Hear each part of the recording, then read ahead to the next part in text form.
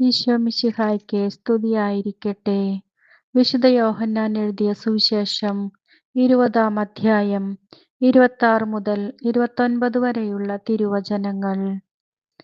8 ദിവസങ്ങൾക്കു ശേഷം വീണ്ടും അവന്റെ ശിഷ്യന്മാർ വീട്ടിലായിരുന്നപ്പോൾ തോമസും അവരോട് കൂടെയുണ്ടായിരുന്നു.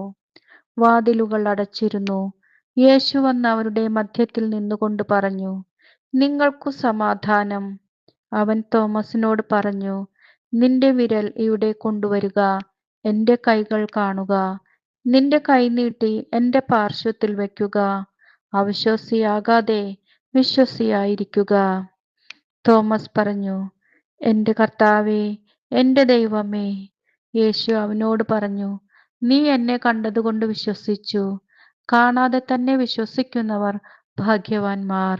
ഈ തിരുവചനത്തിനോട് ചേർത്ത് വെച്ച് നമുക്ക് പ്രാർത്ഥിക്കാം. വിശുദ്ധ തോമാസ് ലീഹായെ, ഞങ്ങളുടെ വിശ്വാസം കൂടുതൽ ദൃഢമാകുവാൻ ഞങ്ങൾക്കായി മധ്യസ്ഥം വഹിക്കണമേ. സംശയങ്ങളുടെ നിമിഷങ്ങളിൽ ദൈവത്തിൽ ഉറച്ചു വിശ്വസിക്കുവാനുള്ള കൃപ ഞങ്ങൾക്കു നൽകണമേ. സുവിശേഷത്തിന്റെ സാക്ഷികളായി സ്നേഹത്തിലും വിനയത്തിലും ജീവിക്കുവാൻ ഞങ്ങളെ സഹായിക്കണമേ. വിശുദ്ധ തോമാസ് ലീഹായെ, ഞങ്ങൾക്ക് വേണ്ടി പ്രാർത്ഥിക്കണമേ. ആമേൻ.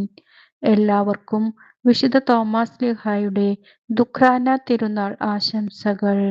യേശുവേ നന്ദി, യേശുവേ സ്തുതി, യേശുവേ ആരാധന.